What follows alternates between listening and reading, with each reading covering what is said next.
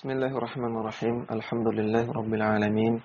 Hamdan katsiran thayyiban mubarakan fih kama yuhibbu rabbuna wa yardah. Wassalatu wassalamu ala nabiyyina Muhammadin wa ala alihi wa sahbihi ajma'in, amma ba'd. Kembali kita membaca kitab At-Ta'liqat ala Kashfi Syubhat karya Syekh Abdullah bin Shalih Al-Qusayr hafizahullah taala, yang merupakan syarah terhadap kitab Kashfu Syubhat karya Syekh Muhammad bin Abdul Wahhab At-Tamimi rahimallahu taala. Halaman ke-21. Syekh Muhammad At-Tamimi mengatakan, wa arafta dinallahi alladhi arsala bihi ar-rusula min awwalihim ila akhirihim. Dan jika Anda memahami agama Allah yang Allah utus para rasul dengan membawa agama tersebut, dari rasul yang pertama sampai rasul yang terakhir, alladzi la yaqbalullahu min ahadin siwahu, yang Allah Ta'ala tidak akan menerima agama apapun dari seseorang kecuali dengan agama tersebut, yaitu agama Islam. Wa arafta ma asbaha ghaliban nasi fihi minal jahli bihadza. Dan jika Anda memahami apa yang menjadikan mayoritas manusia jahil terhadap agama Allah tersebut. Kita lihat catatan kaki nomor 1. Qaulu syekhi rahimahullahu, idza arafta ila akhirih. Perkataan syekh di atas, mulai dari idza arafta, andaikan Anda memahami, dan seterusnya. Al-muradu bihi thalathatu asya'a. Yang dimaksud adalah 3 perkara. Al-awwalu, yang pertama, al-ilmu bima'na la ilaha illallah wa muqtadaha wa ma yalzamu laha, yaitu memahami ilmu tentang makna la ilaha illallah, konsekuensi-konsekuensinya, dan apa yang menjadi kelaziman, apa yang menjadi kewajiban setelah mengetahui makna tersebut. Wa annahu ifradullahi bil ilahiyati wa ikhlasul ibadati lahu wal bara'atu minasyirki wa ahlihi. Yang makna dari la ilaha illallah secara garis besarnya adalah mengesahkan Allah dalam ilahiyah atau uluhiyah dan mengikhlaskan semua ibadah hanya untuk Allah semata dan berlepas diri dari kesyirikan serta pelakunya. Atsani, perkara yang kedua, ma'rifatu khataris syirki wa wujubil khaufi minhu. Mengetahui tentang bahayanya kesyirikan dan wajibnya takut terhadap kesyirikan. Li'annahu akbarul kabairi wa a'zamul muhlikati. Karena kesyirikan adalah dosa besar yang paling besar dan kebinasaan yang paling besar, penghancur yang paling besar. Fa'innahu yukhriju minal millati wa yuhbitul amala. Karena kesyirikan itu mengeluarkan pelakunya dari agama Islam dan menghapuskan pahala amalan-amalan saleh. Wa yuharrimu ala man mata alaihi al-maghfirata wal jannata. Dan membuat orang yang mati dalam keadaan membawa syirik itu haram untuk mendapatkan maghfirah, terhalang untuk mendapatkan ampunan, dan juga terhalang untuk masuk surga. Wa yukhalliduhu fin nari, dan membuat pelakunya kekal di neraka. Lidza wajaba al-khawfu minhu wal bu'du an wasailihi wa hamahu. Oleh karena itu wajib untuk takut kepada kesyirikan dan menjauhkan diri dari kesyirikan serta menjaga diri kita dari kesyirikan. Asalithu, perkara yang ketiga adalah ma'rifatu dinil islami, mengetahui tentang agama Islam. Alladzi ja'at bihi ar-rusulu alaihi salatu wassalam, yang dibawa oleh para rasul alaihi salatu wassalam, walladzi ja'a bihi nabi sallallahu alaihi wasallam, dan juga dibawa oleh Nabi sallallahu alaihi wasallam. Fal islamu al-amu alladzi ja'at bihi jami'ur rusuli. Agama Islam yang am, yang umum, yang dibawa oleh para rasul seluruhnya, min awalihim ila akhirihim alaihi wassalatu wassalamu, dari mulai Rasul yang pertama sampai Rasul yang terakhir alaihim assalatu wassalam, huwa al-istislamu lillahi bitauhid. Agama Islam tersebut secara umum, definisi Islam secara umum adalah berserah diri kepada Allah dengan mentauhidkannya, wal inqiyadu lahu bitta'ati, dan tunduk kepada Allah dengan melakukan ketaatan-ketaatan kepada Allah, wal bara'atu minasyirki wa ahlihi, dan berlepas diri, artinya menjauhkan diri dari kesyirikan dan pelakunya. Ini definisi Islam secara am, secara umum, yaitu al-istislamu lillahi bitauhid wal inqiyadu lahu bitta'ah wal bara'atu minasyirki wa ahlihi. Dan inilah agama Islam yang dibawa oleh seluruh rasul dan juga seluruh nabi. Fahuwa mustamilun ala tahqiqit tauhidi lillahi ta'ala. Maka Islam secara umum itu mencakup semua bentuk mewujudkan tauhid kepada Allah Ta'ala. Wa khal'il andadi wal kufri bit-taghuti. Dan melepaskan, artinya menjauhkan diri dari andad, dari tandingan-tandingan selain Allah, dan mengkufuri, mengingkari seluruh taghut, seluruh yang disembah selain Allah. Taghut artinya ma'ubida siwallah, yang disembah selain Allah. Wal Islamul khasu alladhi ja'a bihi Nabi sallallahu alaihi wasallam fahuwa. Adapun definisi Islam secara khusus yang dibawa oleh Nabi sallallahu alaihi wasallam.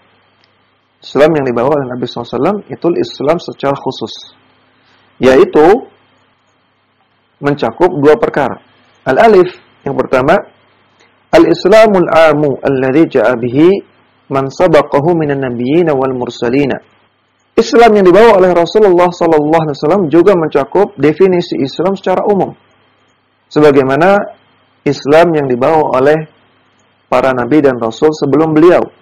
Lakinnahu sallallahu alaihi wasallam akmalahum fihi. Namun Islam yang dibawa oleh Rasulullah SAW itu menyempurnakan Islam-Islam yang sebelumnya.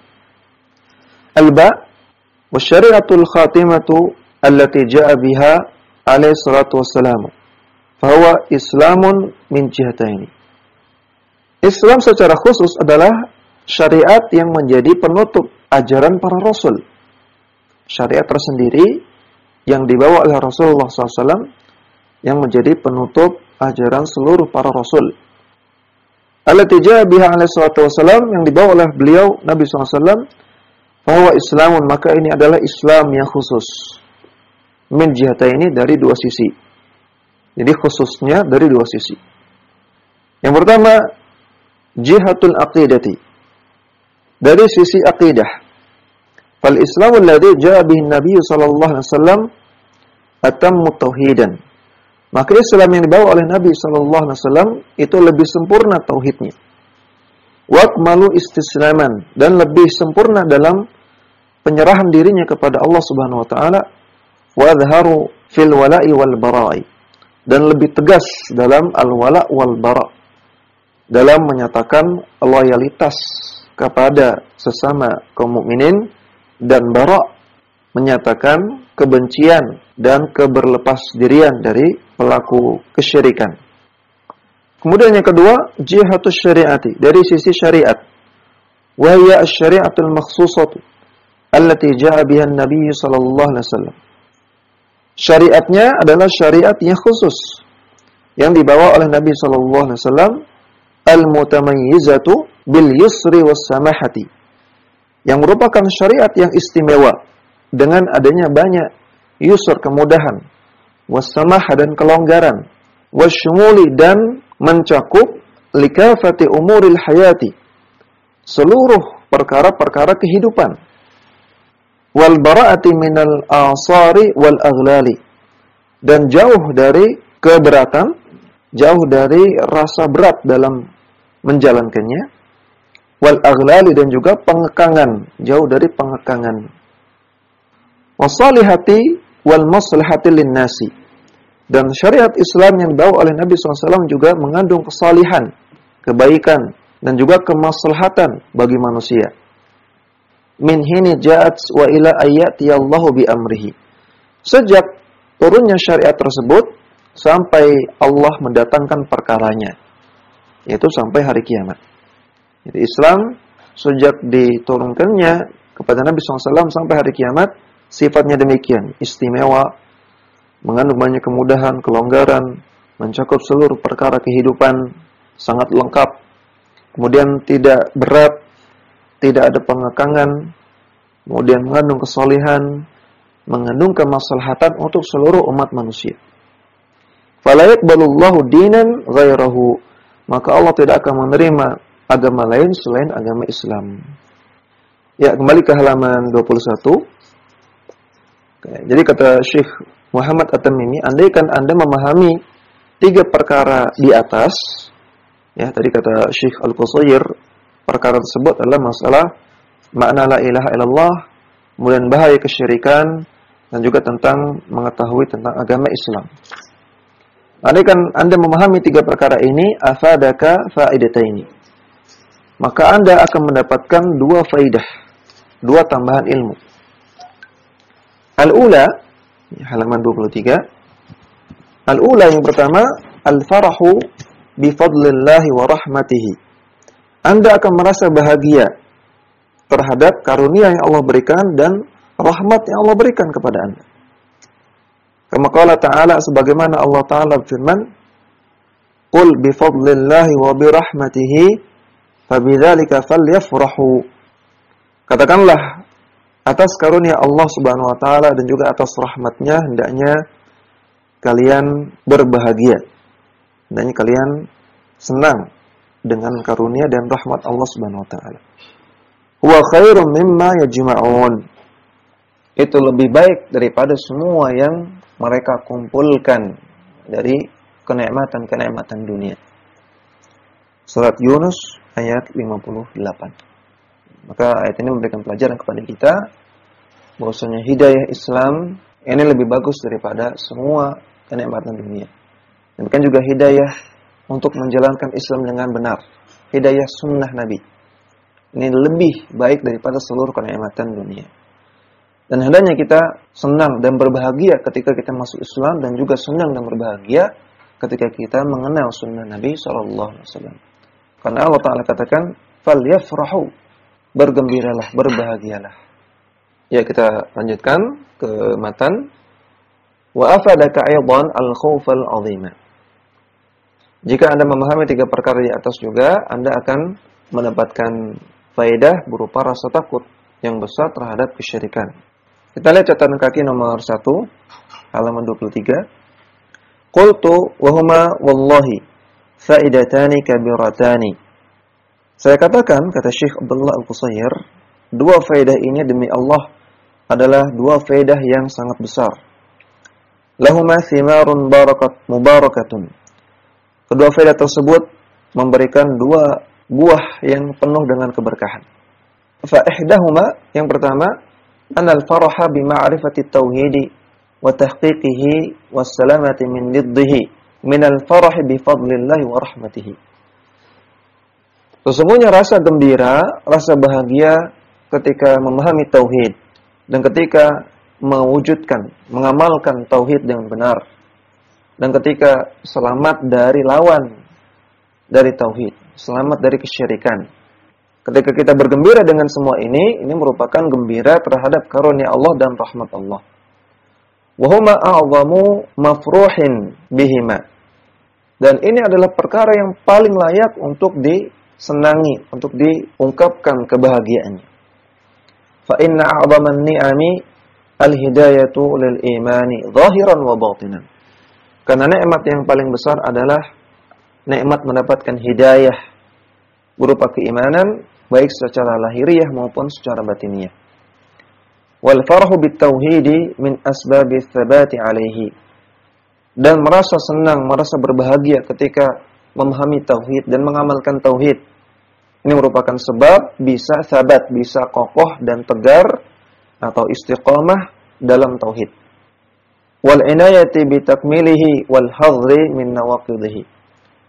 Dan merasa senang dengan memahami tauhid serta mengamalkannya, merupakan bentuk inayah, bentuk perhatian, sehingga kita bisa menyempurnakan tauhid, dan juga bentuk upaya untuk menjauhkan diri dari pembatal-pembatal tauhid.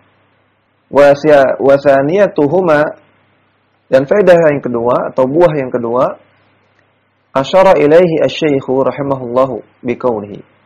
Syekh rahimahullah memberikan isyarat ketika beliau mengatakan afadaka aidan al-khauf al-'azima. Ketika Anda, kata Syekh Muhammad At-Tamimi, ketika Anda memahami 3 perkara di atas, maka Anda juga akan mendapatkan faedah berupa rasa takut yang besar. Ai al-khaufa min al-wuqu'i fi syirki, maksudnya rasa takut yang besar untuk terjerumus ke dalam kesyirikan. Wa dzalika yaqtadi al-inayata bi ma'rifatihi. Dan hal itu rasa takut tersebut akan membuat Anda punya perhatian yang besar untuk memahami masalah kesyirikan. Wa ma'rifati wasailihi, dan juga untuk memahami sarana-sarana kesyirikan, wal bu'di an mawatinihi, dan juga membuat Anda akan menjauhkan diri dari tempat-tempat kesyirikan, wa wasailihi wa ahlihi. Demikian juga sarana-sarana menuju tempat-tempat kesyirikan, dan juga menjauhkan diri dari pelaku kesyirikan. Wa shiddatal hadri min kulli ma yuaddi ilaihi. Dan rasa takut terhadap kesyirikan akan membuat Anda memiliki kewaspadaan yang besar terhadap semua perkara yang bisa menggiring Anda kepada kesyirikan. Fa innaka idza arafta anna al-insana yakfuru bi kalimatin yukhrijuha min lisanihi. Karena jika Anda memahami bahwasanya seseorang bisa menjadi kufur, bisa menjadi orang yang kafir karena sebab satu kalimat yang ia keluarkan dari lisannya. Waqad yaquluha wa huwa jahilun. Dan terkadang dia mengucapkan perkataan seperti itu dalam keadaan jahil. Karena dia jahil, tidak paham masalah tauhid, fala yu'dharu bil jahli. Padahal ternyata dia tidak mendapatkan uzur atas kejahilan dia. Ya, yang beliau maksud adalah terkadang seseorang mengucapkan perkataan yang merupakan perkataan kekufuran. Dia mengucapkan perkataan seperti ini karena dia tidak belajar tauhid. Padahal perkataan seperti ini ketika diucapkan tidak diberi uzur pelakunya. Karena perkataan kekufuran ada yang mendapatkan uzur, ada yang tidak mendapatkan uzur. Jika itu perkataan yang ma'lum minad dini bid-darurah, sudah diketahui dalam masalah agama secara gamblang, ini perkataan kekufuran, maka tidak diberi uzur pelakunya. Namun kalau itu perkataan yang untuk mengetahuinya bahwasanya ini perkataan kekufuran, perlu belajar dulu, maka orang yang mengatakannya tidak langsung dikufurkan.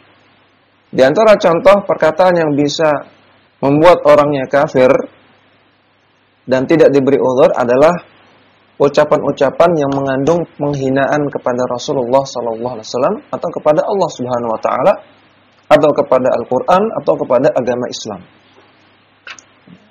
Perkataan yang mengandung celaan kepada Allah, Rasulullah SAW, Al-Quran atau agama Islam. Maka orang yang mengatakannya langsung dikafirkan, langsung keluar dari Islam. Karena tidak ada orang yang tidak tahu bahwasanya mencela Allah, mencela Rasulullah, mencela Al-Quran, mencela Islam itu perbuatan kafir, perbuatan kufur. Tidak ada yang tidak tahu. Namun terkadang orang mengucapkan perkataan-perkataan seperti ini sebabnya karena dia nggak belajar tauhid, karena dia tidak perhatian kepada masalah tauhid. Waqad yaquluha wa huwa yadhunnu annaha taqarrubuhu ila Allah Ta'ala kama dhanna al-musyrikuna. Dan terkadang seseorang mengatakan perkataan-perkataan kufur karena dia menyangka itu adalah sebuah taqarrub, sebuah ibadah kepada Allah Subhanahu wa taala sebagaimana sangkaannya orang-orang musyrikun.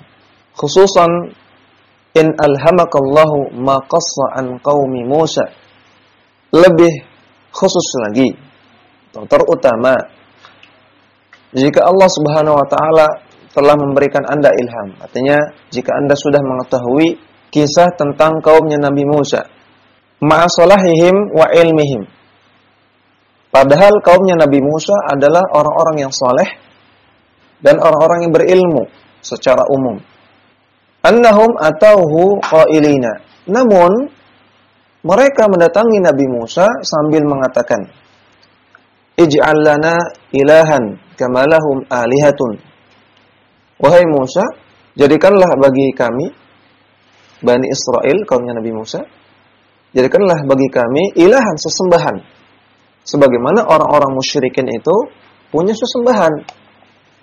Jadi kaumnya Nabi Musa minta kepada Nabi Musa untuk membuatkan sesembahan selain Allah Subhanahu wa taala, untuk dipersembahkan kepada sesembahan tersebut ibadah-ibadah, doa-doa. Maka Nabi Musa mengatakan, innakum qaumun tajhalun. Sungguh kalian adalah kaum yang jahil. Dalam surat Al-A'raf ayat 138. Perhatikan, padahal Bani Israel secara umum adalah orang-orang yang saleh dan berilmu. Namun tetap saja dari lisan mereka bisa muncul kata-kata kekufuran, meminta dibuatkan sesembahan selain Allah. Al-ayata. Fahina idzin hirsuka ya'dhumu. Maka sekarang hendaknya semangatmu untuk belajar tauhid hendaknya semakin besar. Wa khaufuka ala ma yukhlisuka min hadza wa amsalihi. Demikian juga rasa takutmu hendaknya semakin besar. Ala ma yukhlisuka min hadza wa amsalihi. Semangatmu semakin besar untuk mempelajari dan memahami perkara-perkara yang akan membebaskan Anda dari perkataan tersebut atau yang semisalnya. Ya, jadi Syekh Muhammad At-Tamimi ingin memberikan penekanan bahwasanya kalau seseorang itu tidak belajar tauhid dengan baik, tidak belajar tauhid dengan benar, maka sangat mungkin sekali dia akan terjerumus ke dalam kekufuran tanpa sadar. Bahkan orang-orang yang sudah belajar pun, orang-orang yang sudah berilmu pun, seperti Bani Israel, sudah berilmu, sudah punya ilmu, tetap saja mereka mengeluarkan kata-kata kekufuran. Sehingga beliau menasihatkan bahwasanya hendaknya kita lebih semangat lagi untuk mempelajari tauhid dan mengamalkannya. Ya, demikian dulu yang bisa kita sampaikan. Mudah-mudahan bermanfaat. Wassallallahu ala nabiyina Muhammadin wa ala alihi wa sahbihi wasallam.